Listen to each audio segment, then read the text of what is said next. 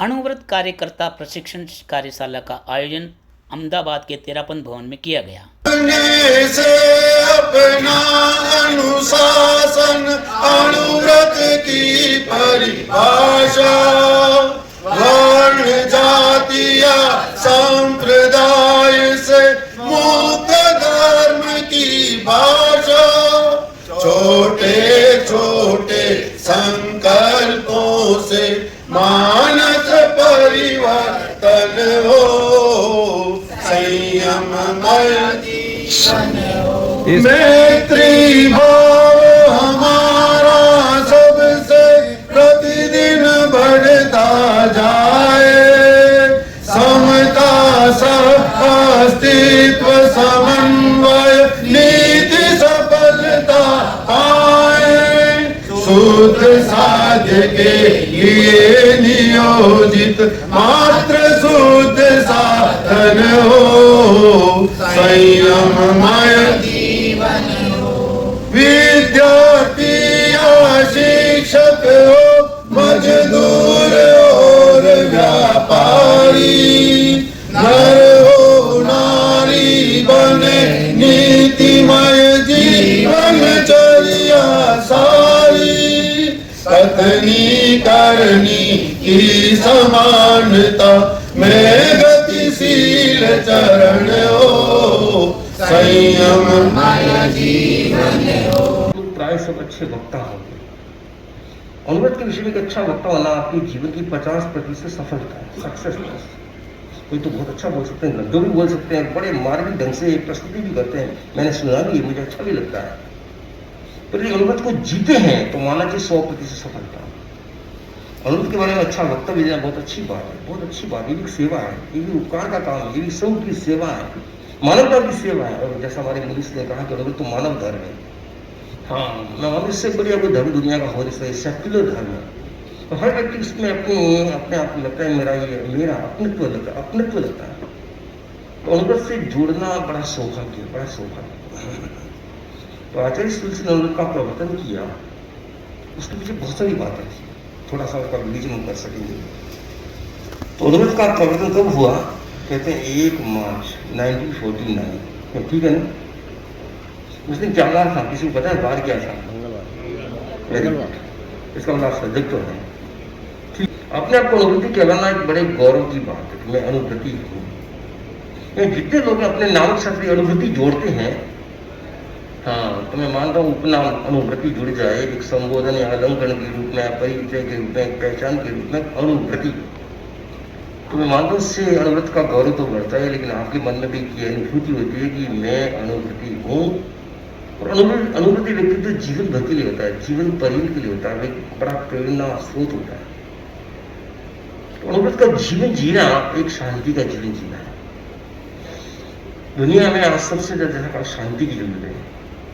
दुनिया का सबसे बढ़िया धर्म कौन सा है? तो पीछे दुनिया का सबसे बढ़िया धर्म है तो संयम। क्या है संयम? अणुव्रत का उद्घोष भी है, संयम ही जीवन है। अणुव्रत का मतलब वर्तमान जीवन को सुधारने की एक सुंदर पद्धति का नाम है अणुव्रत। अणुव्रत के 11 नियम वे हमारे आचरण को शुद्ध बनाते हैं, मनुष्य को मनुष्य बनाते हैं, मनुष्य को गुड मैन बनाते हैं। आचार्य कृष्ण का मैं आपको जैन नहीं मैन बनाना चाहता हूँ, कितनी बड़ी बात है। जैन तो ठीक है, आप बने न बने, वैसे जैन बनना कोई बुरी बात नहीं।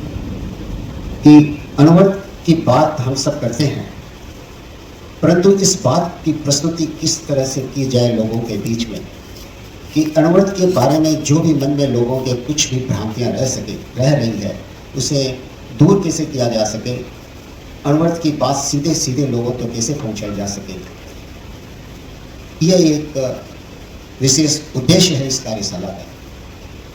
मुनिश्री का मार्गदर्शन मिला, मुनिश्री की पावन प्रेरणा मिली कि कम से कम हमारी जो कार्य समिति है, हमारे जो प्रबंध मंडल है, वह इस रूप से प्रशिक्षित हों कि जब भी उनका किसी भी व्यक्ति से मिलना हो और अणुव्रत की बात कहनी हो, तो जितने भी प्रकल्प हैं हमारे और अणुव्रत की बात को कितनी सुविधा से, कितने प्रभावी ढंग से हम प्रस्तुत कर सकें, ये इसका विशेष आयोजन और प्रयोजन होना ही चाहिए। अभी मैं संगठन यात्रा की बात कहूँ तो हमारे सब साथियों ने संगठन यात्रा के माध्यम से लोगों के पास पहुंचने का एक सफल आयोजन किया। लोगों के पास पहुंचे, उनकी सार संभाल की। उसमें से अनुवर्त की बात भी हमने कही। अनुवर्त के हमारे अनुविभाग द्वारा जो प्रकल्प है उनके बारे में लोगों को बताया होगा निश्चित ही, लेकिन उस प्रकल्प की क्रियान्विति किस तरह से हो सके, अनुवर्त की बात किस तरह से लोगों में प्रभाव अपना डाल सके, उसके रूप में उसके अनुसार प्रशिक्षण अपेक्षित था। तो भगवान महावीर की क्रांति का बेस बना, उसमें 3 चीजें हमारी मुख्यतया है। सबसे पहले जीव। ये जीव क्या है? जितना भी अड़ंगा हो रहा है सब जीव के ऊपर हो रहा है। जीव सुख चैन शांति चाहता है, तो उसका लक्ष्य है मोक्ष, और उस लक्ष्य को प्राप्त करने का साधन है संवर और निर्जर। ये 4 शब्द हमारे बहुत बेसिक बने इस आंदोलन की पृष्ठभूमि को चालू करने कि आत्मा है, इसे स्वीकार किया गया कि आत्मा का अस्तित्व है, हम इसे स्वीकार करें, इसे जानें। उसके बाद में कर्म है, और कर्म हमारे दुख का निमित्त है, और कर्मों से हम मुक्त हो सकते हैं। रोकने के लिए हमको संवर की आराधना करनी है, निर्जरा की आराधना करनी है, इसके शोधीकरण करना है। तो जब हमें इसका शोधीकरण करना है तो शोधीकरण के लिए हमें सही दृष्टिकोण को अपनाना है, व्रतों को अपनाना है, प्रमाद को कम करना है, क्रोध मान माया लोभ को कम करना है, हमारी प्रवृत्ति को शुद्ध करना है। कार्यक्रम का कुशल संचालन कमलेश नाहर ने किया।